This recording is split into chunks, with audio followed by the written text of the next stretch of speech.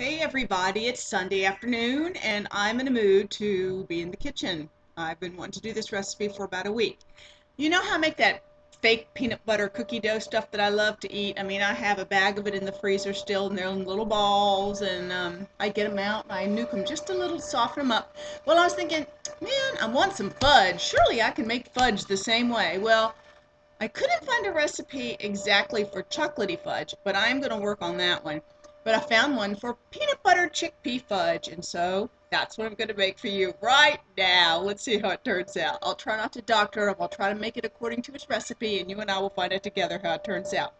And this one actually gets baked in the oven. I was looking for something similar that you would sort of just chill and set like a cold fudge, but like an icebox fudge, but you could use chickpeas at the base. But I couldn't find anything like that. That doesn't mean I can't invent something.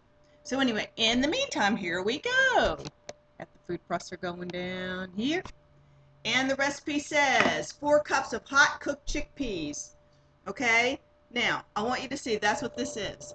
One of these is a can, and some of these I had cooked. And so I just heated them all up and got them about the same texture. But it also said, the lady said in hindsight, she thought, ouch, ouch, ouch, that if she'd put the sugar and the cinnamon and stuff in the hot water, it would do better. So I'm going to drain that little bit of water off, figuring it certainly can't hurt. And this is what it says. 1/2 cup of granulated sugar. Well, I'm not going to use granulated sugar. I'm going to use Ideal. So let me get my little cup measure. Sorry about that. I should have been all ready. This is not a very complicated recipe, so it won't be very long. Okay.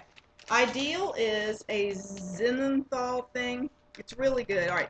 Here it is, 1/2 cup. Probably don't need that much. As a matter of fact, I might not use all of that. I might use less than 1/2 and taste it, okay? Because also, you guys know, I have Torani syrup, peanut butter flavor. Not that it calls for that. And also this, because I thought if I ever want to really lower the calories by reducing the peanut butter or increase the peanut butter flavor, and of course, this does double duty as sweetener and peanut butter flavor. But anyway, I'll try not to mess with it too much. Okay, so there's the sugar, and they say also to use some cinnamon, 3 tablespoons. But you know what? I'm not a big cinnamon person, but I'll put in 2 tablespoons. I'm not a cinnamon person. I guess I could leave it out altogether, or I'll put in 2 full tablespoons of cinnamon. And if I don't love it, I'll adjust it the next time. Okay. 5 tablespoons of unadulterated peanut butter. I just bought a jar of Smart Balance today because it was on sale and it intrigued me. I usually use Simply Jif, and that doesn't have much sugar in it. Let's see, I'd say that's probably a good 2, 2.5, 3, 2.5, 3.5. Just put a little more. I would say that's roughly 5 tablespoons of peanut butter. If you figure we're putting in 4 cups of chickpeas. Okay, so sugar, cinnamon, and the peanut butter. And she said she thought in hindsight, if she did this first, it would be better.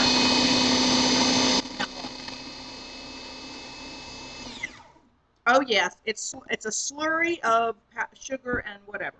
Okay, 4 cups of hot chickpeas.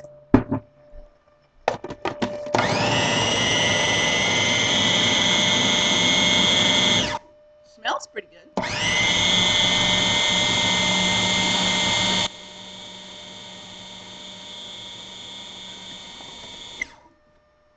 It's definitely not, it needs to whir down a lot more. I'll cut this part out if I can figure out how. Hold on, I'll just do it right now. I'll cut you off. Okay, I processed it for maybe 30, 40 seconds. It still was gritty, so I added a little of this for liquid to make it smoother. I processed it a while longer. It's kind of sweet, not very sweet. Then I added a little more, just a little more water. I mean, water until you can tell that the stuff is a smoother texture. The cinnamon doesn't seem to be hurting it. If anything, it's adding to the illusion of sweet. I don't think I'm going to put maybe that other tablespoon of cinnamon in there that it calls for. And maybe that little bit of sweetener that I didn't Maybe just that bit I didn't use, like that other quarter of a cup or a third of a cup or a third of a half of a cup or whatever. Let me see how it tastes now.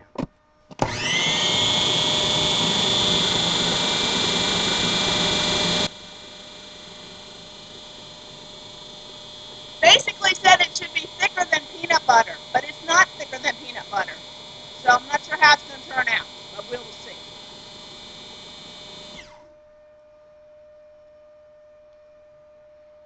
It's much smoother, and it does taste like peanut butter. I think you could use a pinch of salt to elevate that peanut buttery salt, that peanut buttery sweet taste.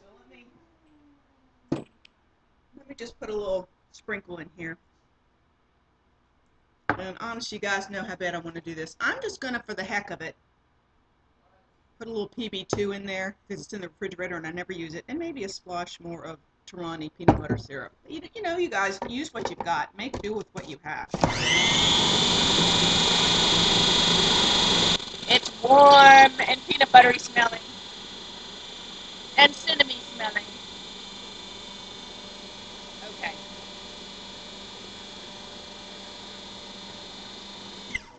Surely it's done.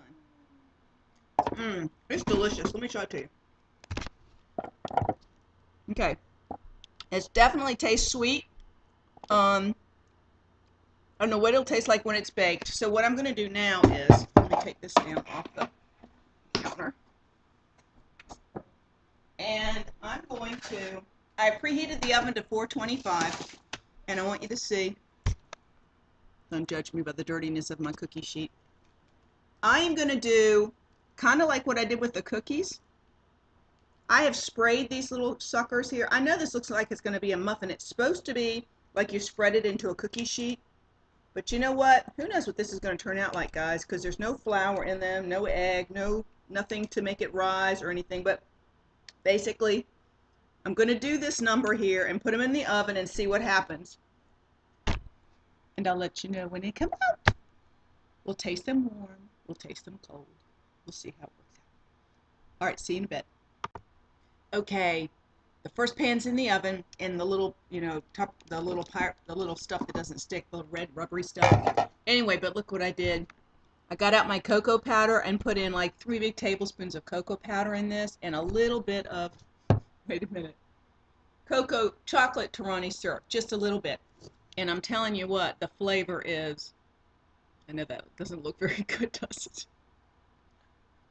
It tastes great, just letting you know. So I will try these after the others come out of the oven. I'll plop these in the little thing. And these do taste fudgy like brownie. Which, of course, you know you can make black bean brownies anyway. I'm not reinventing anything exciting there. But I was hoping something was going to end up fudge texture. But we will live and learn, won't we? We don't know yet. And this video is going to be way too freaking long, so let me turn this off. Okay. Whew. I should have like that flour all over me that shows I worked hard in the kitchen. But no flour in the cookies, so no flour out. I'm done. Oh, I'm done.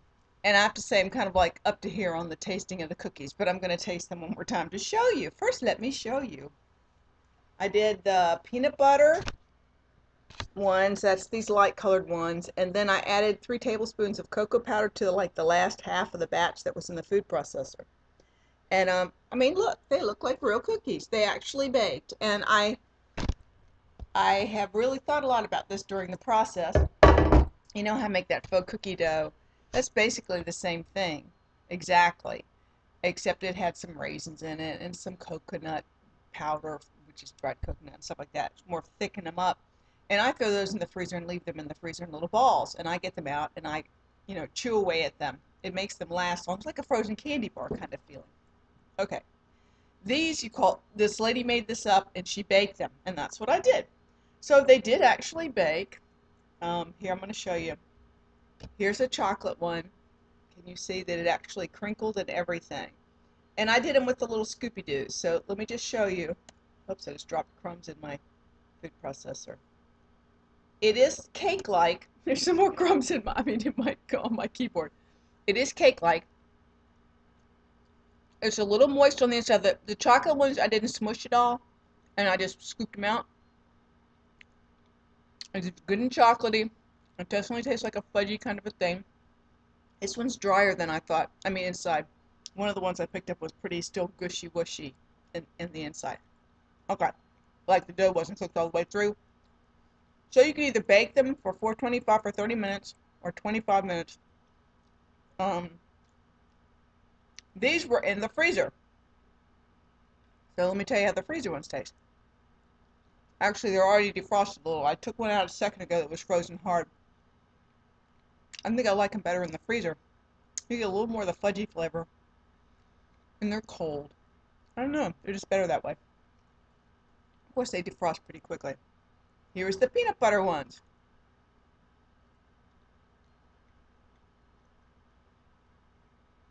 I mean, they look like a cookie. They look like a cake cookie. I don't think it carries the flavor as much as I would like. The sweet is there, sort of, but not so much the peanut butter. The cocoa works better as far as flavor goes. And of course, these are more like little flat. I put them in the muffin thing, and the others I scooped. Personally, here would be my take on it. I put the dough in the freezer and not bake them. However, having said that, I just watched Melissa the Arabian making, oh my God, what is it when you cook the hummus? I mean, you make the chickpea stuff and you tabbouleh, which I love. But in her tabbouleh is basically the same kind of thing. The chickpeas, the herbs, the blend in the food processor, but you add in an egg and a third of a cup of flour. Now, and then of course then you can fry them in a pan or bake them in an oven in the little balls, and that's why people eat them. They eat tabbouleh, they eat them in a sandwich, they eat them in a salad. Wonderful, delicious. Same kind of thing with these. Why not just add an egg and add a third of a cup of spelt flour, maybe if you don't use white flour or whole wheat pastry flour or some kind of healthy, any kind of healthy whatever you want to throw in there, like in the name eludes me, just what I'm thinking about, flaxseed meal or something you might have had of anyway. And try it that way and see what you guys think. All I know is after eating about 3 or 4 of these, I'm like, I think I'm done for a while. I don't want any more. So if you're having a sweet issue, these will not make you go crazy. They help fill that little void, but they don't make you go, oh, I just can't wait to eat another dozen of those cookies. Not like a real cookie makes you feel. But it's a good substitute. That's it. Sorry this was so long and wordy. I have other recipes I want to try and make. But I'm going to try these again with an egg and a little bit of some kind of healthy flour or meal substitute. It's only a few calories, really. I think it will bind it together more into a cookie, more of a cookie, rather than just a thing that kind of falls apart. I'll see you guys later. Hope that was fun. Bye.